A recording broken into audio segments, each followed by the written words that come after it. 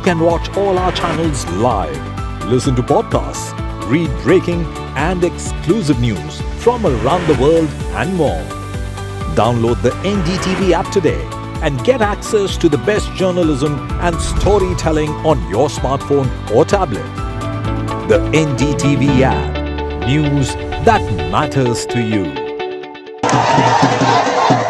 After a great victory by Indian team, and today we are reporting from Awami International Airport where we are showing these visuals. Arshdeep हमारे साथ हैं. बहुत ही performance सही सारे दी थे बढ़िया results मिले. We are in the city of Kanpur today because they have their champion back home, Kuldeep Yadav. Desperation for each and everyone to go there and win the World Cup, and we did it.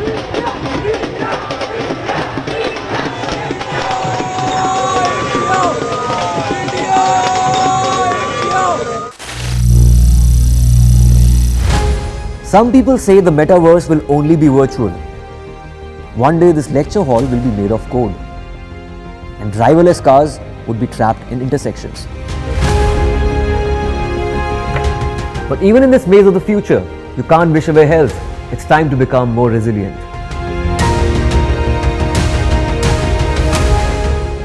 "10 years of Banega Swasth India, we have grown and achieved so many milestones.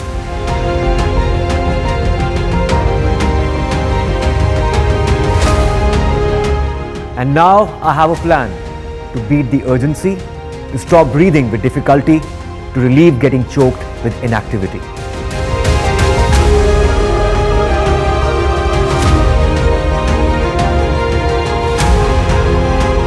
Energize our government, our environment, our society, and ourselves.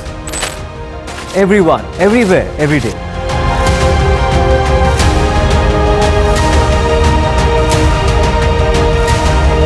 Banega Swasth India. One world hygiene.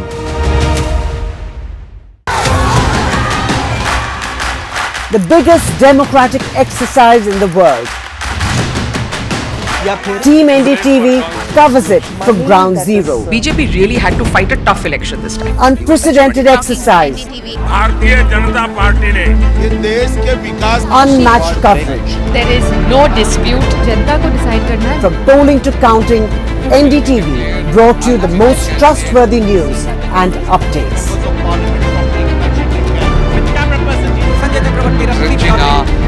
Elections mean NDTV. NDTV, proud.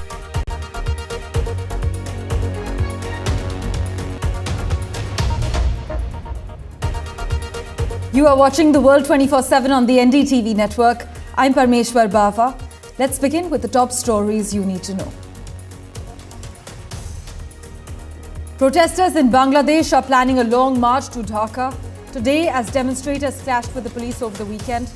Dozens of police were reported injured. Dozens of people, meanwhile, were reported dead, and many more arrested in the unrest, which has evolved from a student-led protest over job quotas to a broad anti-government movement.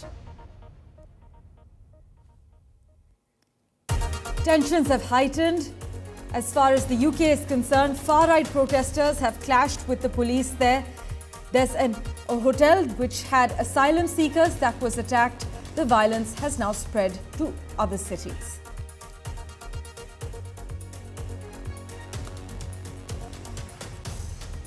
Tensions have heightened in the Middle East, with the US moving warships to the region to defend Israel if Iran attacks, while several Western governments urgently told their citizens to leave Lebanon as Hezbollah launched a barrage of strikes targeting Israel.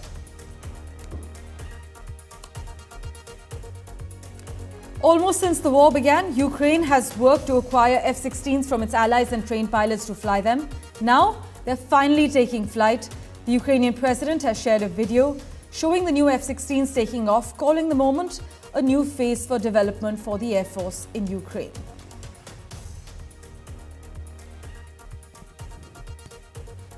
Kamala Harris interviewed 3 VP contenders after she became the official Democratic presidential nominee. Pennsylvania Governor Josh Shapiro, Minnesota Governor Tim Walz, and Arizona Senator Mark Kelly met with Kamala Harris in DC, and she is expected to announce her choice imminently.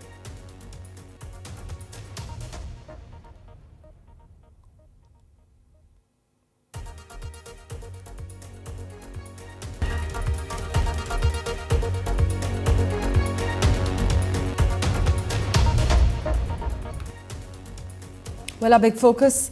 Over 90 people have been killed in Bangladesh as clashes erupted between police and anti-government protesters who are now demanding that Prime Minister Sheikh Hasina step down. Sheikh Hasina said that those engaging in sabotage across Bangladesh in the name of protests are not students but terrorists and asked people to suppress them with a firm hand. But the protesters have dismissed Ms. Hasina's invitation for dialogue aimed at quelling escalating violence and consolidated their demands into a unified call for the government's resignation. Here are the finer details.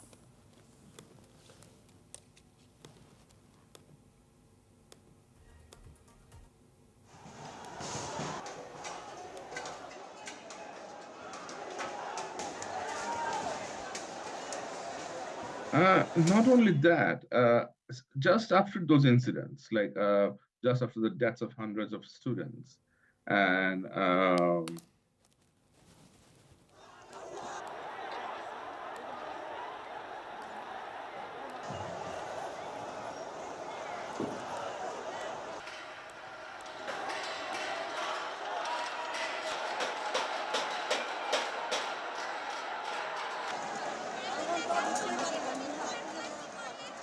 Right, for a quick update from Ground Zero, currently we have with us Zulkarnain Sair Khan joining us. Thank you so much for joining us with a quick update from Bangladesh.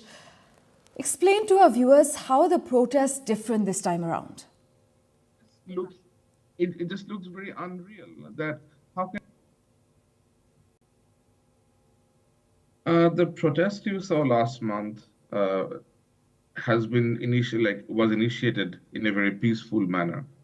But what you see now is a continuation of the same protest, because since 16th of July last month, we have seen how the government deployed its security forces with lethal weapons to disperse the crowd, who basically killed hundreds of students and common people. And as a consequence to that, the students against discrimination, the student body who have been leading the protests, they demanded the Prime Minister with 9 points. They submitted a 9 points demand, and none of that were addressed properly by the authorities in Bangladesh. Now, we are aware that students against discrimination have actually asked their compatriots to stop paying taxes and utility bills to pile pressure on the government. But is this movement widening into a political movement? Not only that, just after those incidents, just after the deaths of hundreds of students and general people, Sheikh Hasina did arrange a meeting with the business community in Bangladesh in her office. And the opening remarks in that meeting from the Minister of Information in Bangladesh, whose name is Mr. Arafat, he said that some of the protesters looked like they were drugged. And he was kind of saying that these people who bravely stood in front of guns, the students, were probably drugged by some third party. And, it just looks very unreal. That how can you tell somebody or accuse someone of substance abuse who have died with police gunshot wounds? And again, the Prime Minister, the first thing she did was she went to visit some metro stations which were vandalized by the angry mob. It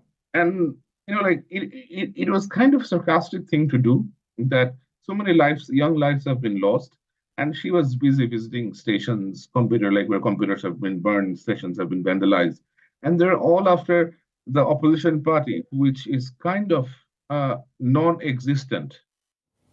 Well, Sheikh Hasina's government has been accused by rights groups of misusing state institutions to entrench their hold on power and stamp out dissent.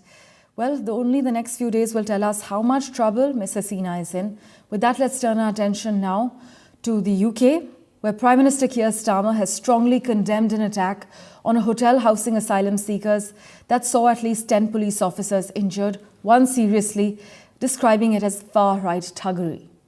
In a statement from 10 Downing Street on Sunday afternoon, The British Prime Minister vowed that the authorities will do whatever it takes to bring these thugs to justice and that justice will be swift. But terrifying footage from Rotherham showed masked far-right protesters kicking out windows to storm the Holiday Inn Express, as you can see on your screens at the moment. These are visuals that we have accessed from Rotherham. The Holiday Inn Express that is being attacked housed migrants. Now, elsewhere in the United Kingdom, the atmosphere was also tense. In the northeast town of Middlesbrough, protesters broke free of a police cordon, and as protests began in Bolton near Manchester, police said that a dispersal notice had been authorised to give officers extra powers to tackle anti-social behaviour. But police officials in the UK have said many of the actions are being organised online by shadowy far-right groups who are mobilising support with phrases like "enough is enough," "save our kids" and "stop the boats."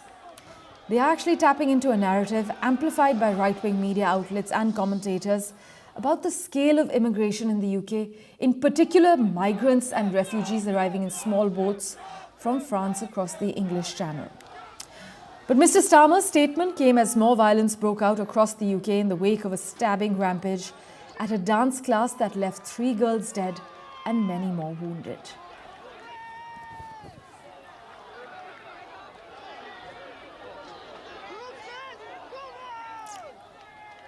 Well, for further clarity on what's happening in the UK, we have with us Nicholas Nugent at the moment. Thanks so much, Nick, for making time for us as always. Reports indicate that the recent riots in the UK were actually fueled by misinformation about the identity of a murder suspect, with some actually claiming that he was a Muslim immigrant.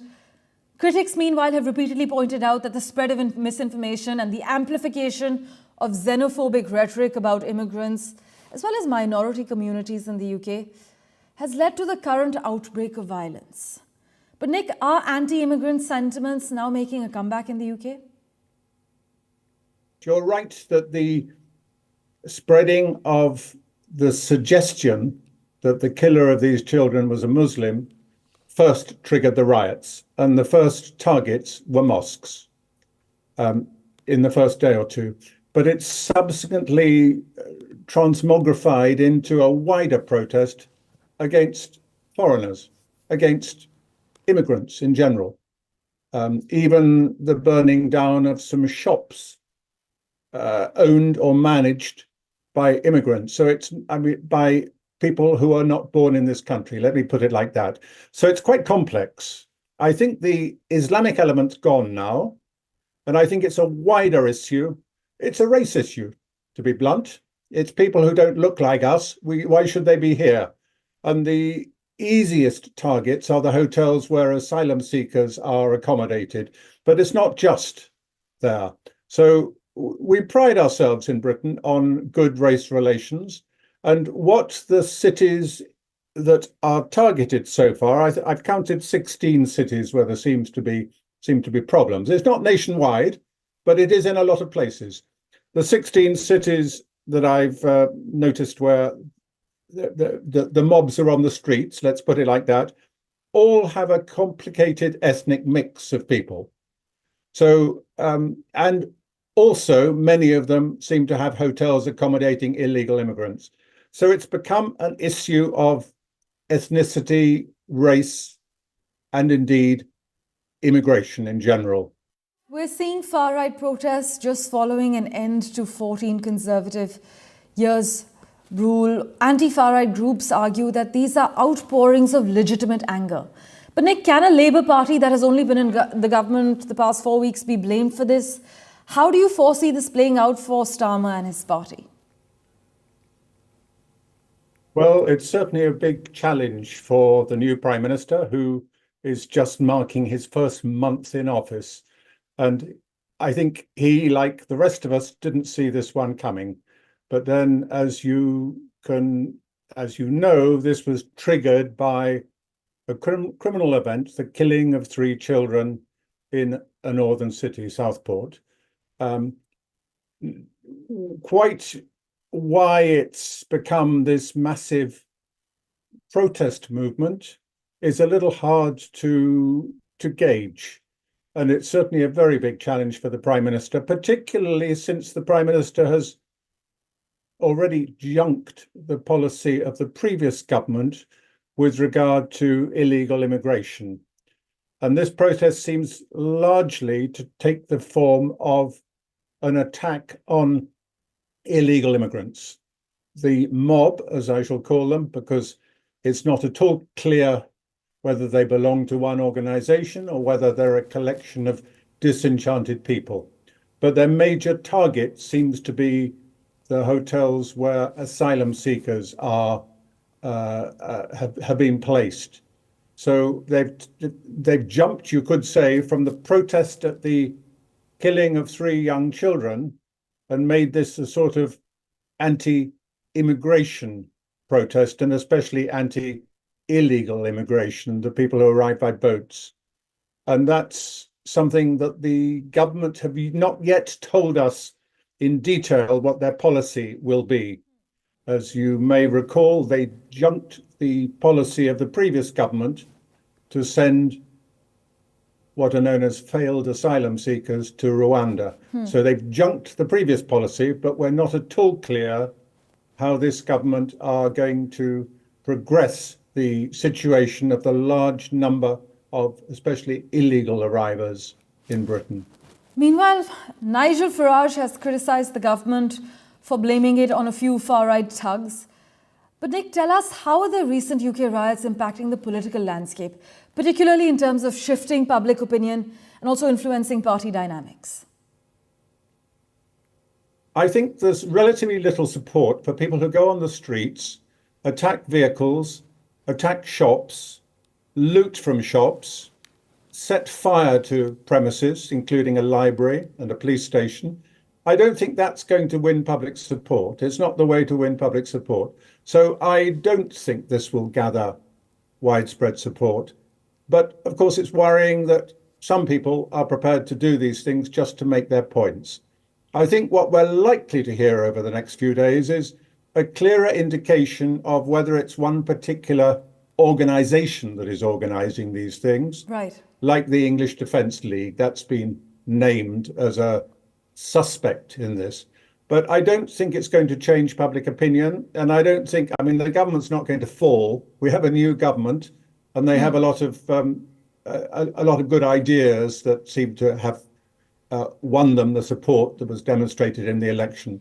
So I think we are all looking to the government to see what steps they can take to bring things under control whilst supporting the police in their efforts to bring things under control locally. Right. I think my own suspicion is this will peter out after a few days, but we will have learned quite a lot of lessons from it.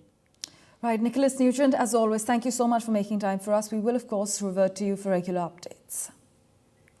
Meanwhile, Prime Minister Keir Starmer strongly condemned the attack on a hotel housing asylum seekers that actually saw at least 10 police officers injured, one seriously, and Mr. Starmer described it as far-right thuggery. In a statement from 10 Downing Street, the Prime Minister vowed that the authorities will do whatever it takes to bring these thugs to justice, and that justice will be swift. My colleague Radhika Iyer reports from the UK.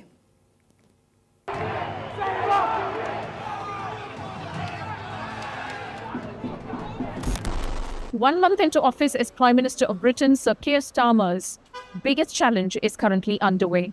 Britain has not seen rioting and social unrest of this kind after riots broke out in multiple cities by far-right protesters and anti-immigrant protesters. Cities such as Manchester, Hull, Belfast, Bristol, Stoke-on-Trent, even parts of London has seen sporadic, spontaneous protesters disrupting violence, breaking public property, attacking the police.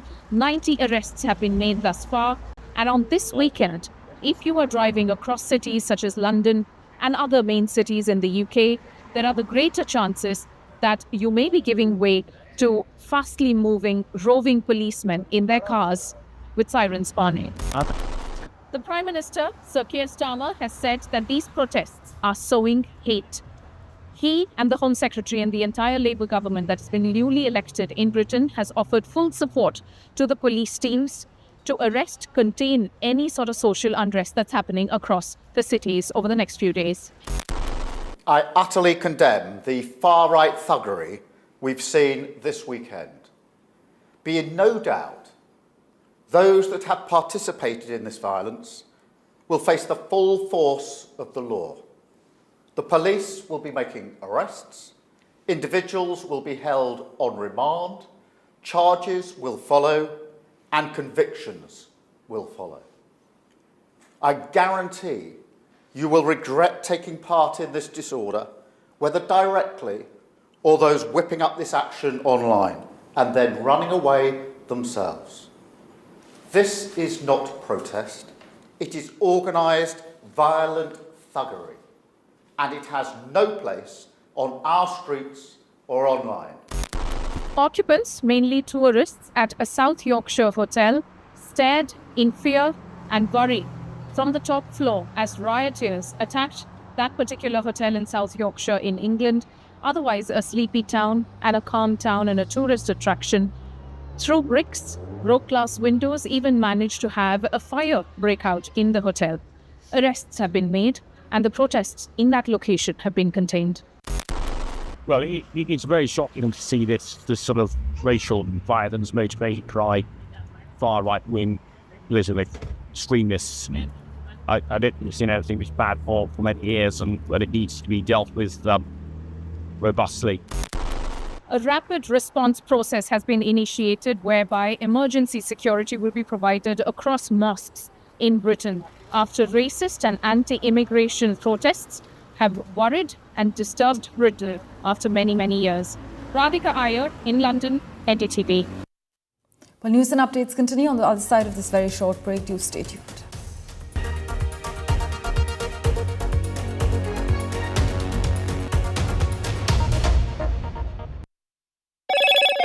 Hello, Moto.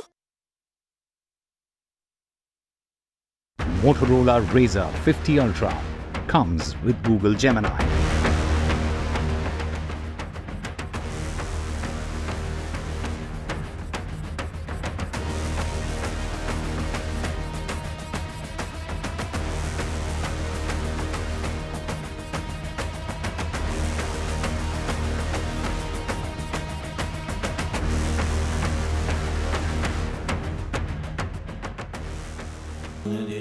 Stay informed and entertained with the new and updated NDTV News app.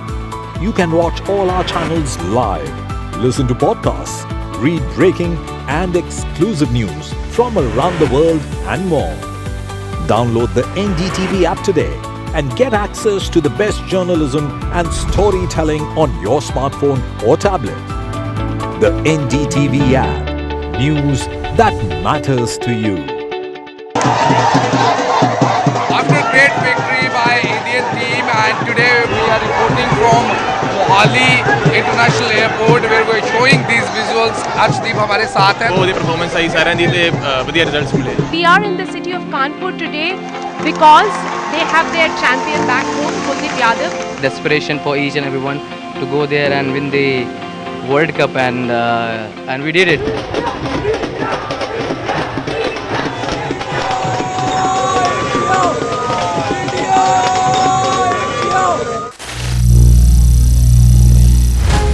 Some people say the metaverse will only be virtual. One day this lecture hall will be made of code, and driverless cars would be trapped in intersections. But even in this maze of the future, you can't wish away health. It's time to become more resilient.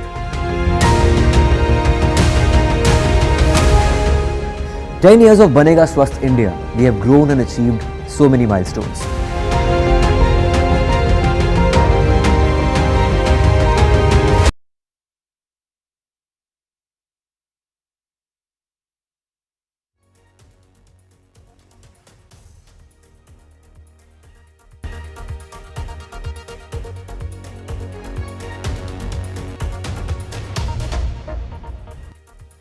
Welcome back. The foreign ministers of the G7 major democracies called on all parties involved in the current conflict in the Middle East to avoid actions that could lead to an escalation. In fact, the G7 ministers have expressed strong concern about the recent events that could lead to a wider regional spread of the crisis, starting with Lebanon. This is what an official statement says, as tensions heightened in the Middle East, with the US actually moving warships to the region to defend Israel if Iran attacks, while several Western governments urgently told their citizens to leave Lebanon as Hezbollah launched a barrage of strikes targeting Israel. France warned of a highly volatile situation following last week's Israeli airstrike on a Beirut building that killed a Hezbollah commander, Fuad Shukr. And hours later, Hamas political leader Ismail Haniyeh was assassinated as per Gaza in Tehran in a killing that Iran blamed on Israel.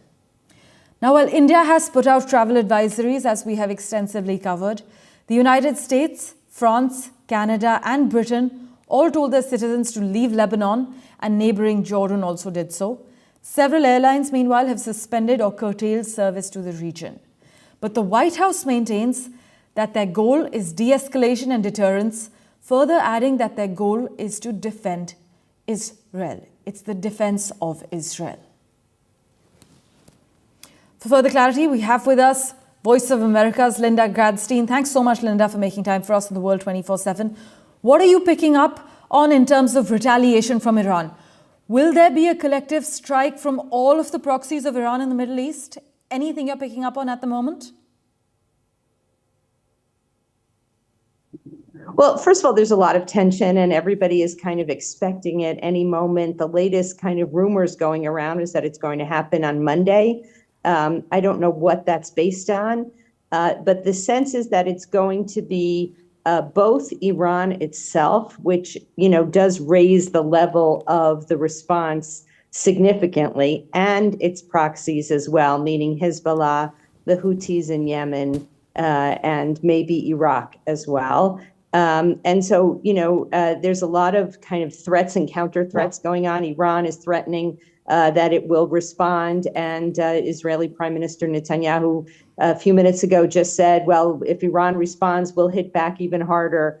So there is a lot of tension, but the expectation is that it's likely to be both Iran itself and its proxies. But Jordan, one of Israel's key allies, has sent its foreign minister to Tehran. And actually reports suggest that Iran has refused for any negotiations as far as retaliation is concerned. Has there been a response to this yet, Linda? Well, I think, Israel feels that the assassination of Ismail Haniyeh was, it sort of brought back some of Israeli deterrence, which has been really destroyed on October 7th when 3,000, Hamas gunmen just kind of came into Israel, took over some of these kibbutzim, these communities, killed 1,200 people. So there was a sense that Israelis were feeling very insecure. And I think have that assassination, even though they knew that there's likely to be an Iranian response, I think made Israelis feel that Israel still has intelligence capabilities, still has technological capabilities. I'm not sure what it does in terms of Israel's goal to get rid of Hamas as a military power, because Haniyeh will be replaced. But at the same time, Israel has repeatedly vowed that they will get to everyone who was involved in the October 7th attack. And at this point, the only one still alive, apparently, is Yahya Sinwar, the head of Hamas, who's somewhere in a tunnel, supposedly. So I think that, people are nervous, but they feel that Israel can, fight back against any Iranian strike. There's a sense that nobody wants a full-scale war, not Iran, not Israel, not Hezbollah, not Lebanon, not the United States. So the question is just going to be, is it going to be a kind of response? We saw this in April when Israel killed several Revolutionary Guard people, and then Iran fired 300 missiles at Israel, which were shot down by both Israel, the United States, Jordan, Saudi Arabia. So the question is that going to happen again? Is there still that international coalition? And that's what's not clear. Well, crucial 24 hours up ahead. Thanks so much, Linda, as always, for joining us. Meanwhile, fighting raged on in Gaza as the Israeli war with Hamas nears the 10-month mark with no end in sight. With that, let's turn our attention now to the United States. Kamala Harris interviewed 3 VP contenders after she became the official Democratic presidential nominee. Pennsylvania Governor Josh Shapiro, Minnesota Governor Tim Walz, and Arizona Senator Mark Kelly met with Kamala Harris in D.C., and she is expected to announce her choice imminently. But each man brings distinct advantages. Kelly could elevate gun violence as a campaign issue and bring swing voters in Arizona along with Walz, who's a galvanizing voice who minted the weird attack on Donald Trump and his running mate. The highly popular Shapiro, meanwhile, could help secure Pennsylvania, a state Democrats almost certainly have to win. But the in-person meeting, described as a chemistry test, was the final step in the search, but one that Kamala Harris is expected to put considerable stock in.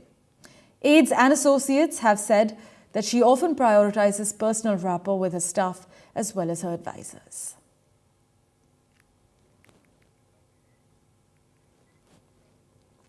In other news, Ukraine has received its first American-made F-16 fighter jets. This is what President Volodymyr Zelensky has confirmed. Ukraine's leader thanked allies for what they were once very hesitant to provide, though he added that many more were needed. The arrival of the jets marks a crucial milestone in boosting the capabilities of Ukraine's Air Force, which largely relies on old Soviet-era jets.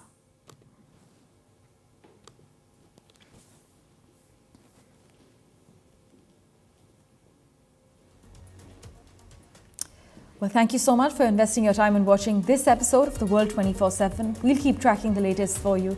Do stay tuned.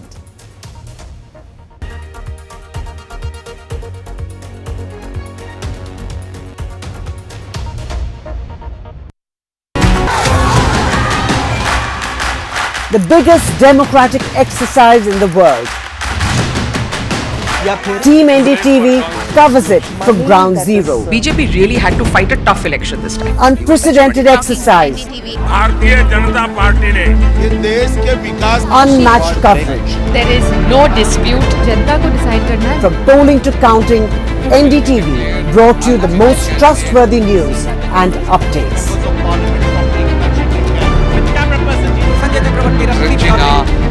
Elections mean NDTV. NDTV proudly upholds its legacy of trust and credibility. According to the prestigious Reuters Institute's Digital News Report 2024, NDTV is the top-most news platform in the country. Number one in both online and offline reach in India. Beating all its competition, NDTV stands for trust. Stay informed and entertained with the new and updated NDTV News app. You can watch all our channels live, listen to podcasts, read breaking and exclusive news from